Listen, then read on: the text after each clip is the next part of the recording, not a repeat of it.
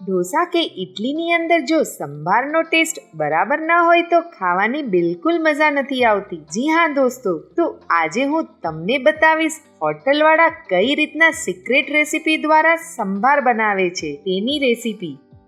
Hello મિત્રો, તમારું સ્વાગત છે આજની રસોઈમાં.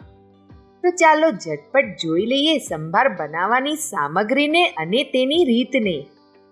તેની પહેલાં જો તમે મારી ચેનલમાં પહેલીવાર આવ્યા હોય તો વિડીયોને લાઈક કરી ચેનલને સબસ્ક્રાઇબ કરી લેજો. સાથે સાથે બેલ આઇકન ઓલનું બટન દબાવવાનું ભૂલતા નહીં, જેનાથી મારી આવનારી રેસીપીની નોટિફિકેશન તમારા સુધી પહોંચે.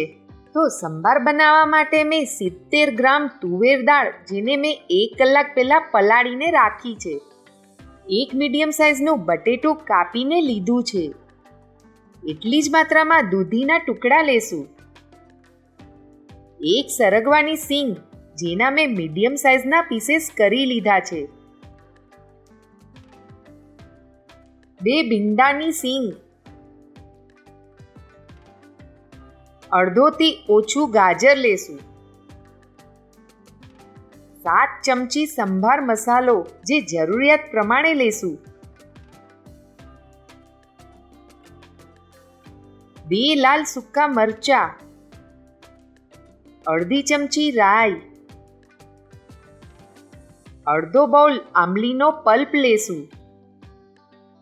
તમે તમારા મનપસંદના શાકભાજી નાખી શકો છો, પણ હોટલમાં આ જ ટાઈપના શાકભાજી હોય છે, જેનાથી સંભારનો સ્વાદ સ્વાદિષ્ટ લાગે છે. અને આની અંદર બાકી મસાલાને પણ જોઈ લઈએ. અડધી ચમચી હળદર, 1 ચમચી ધાણા જીરું, 1 ચમચી લાલ કાશ્મીરી મરચું, સ્વાદ અનુસાર મીઠું. જો તમારે કેરેલા સ્ટાઇલ ઓથેન્ટિક સંભારનો મસાલો બનાવવો હોય તો તેની લિંક ડિસ્ક્રિપ્શનમાં આપી છે, તમે ત્યાંથી જોઈ શકો છો. તો ચાલો સંભારને બનાવવાની રીતને જોઈ લઈએ. તો સૌપ્રથમ તુવેર દાળને મેં કુકરમાં બાફી લીધી છે. તો દાળ બફાઈ ગઈ છે, તો તેને ઝેરણીની મદદથી ઝેરી લેશું.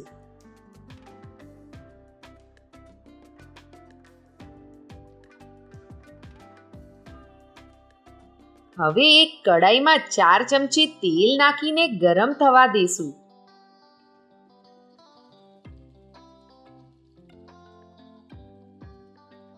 તેલ ગરમ થઈ ગયું છે, તો તેમાં રાઈ નાખીશું.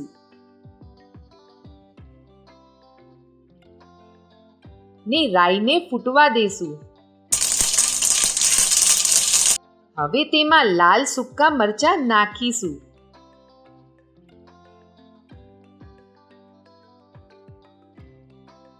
અને તેની અંદર બધા શાકભાજીને નાખી દેશું ને તેને ચડવા દેશું, જેનાથી તે કાચા ન રહે.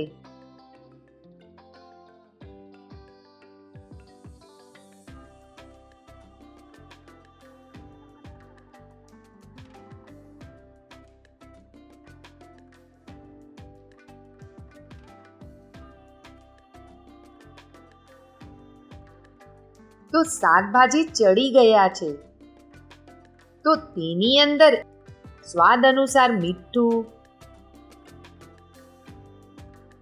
1 નાની ચમચી હળદર,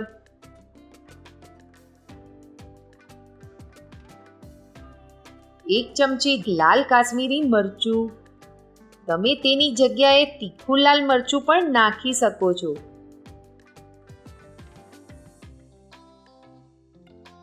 1 ચમચી ધાણા જીરું, 3 ચમચી સંભાર મસાલો નાખીશું. ને બધા મસાલાને ધીમી ફ્લેમ ઉપર 30 સેકન્ડ માટે સાતળશું.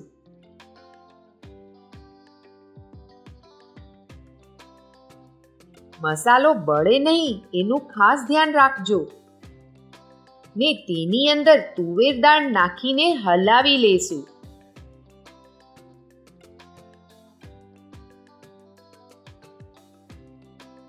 આંબલીના પલ્પને અડધો નાખીશું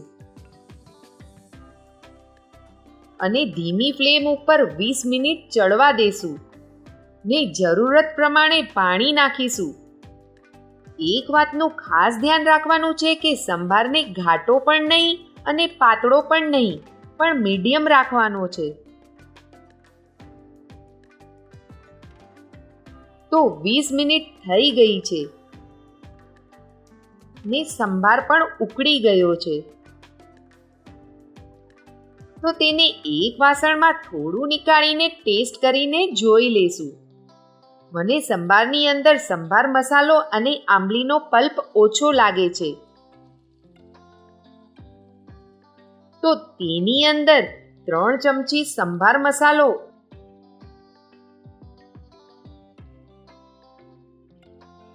બાકીનો આંબલીનો પલ્પ નાખી દેશું.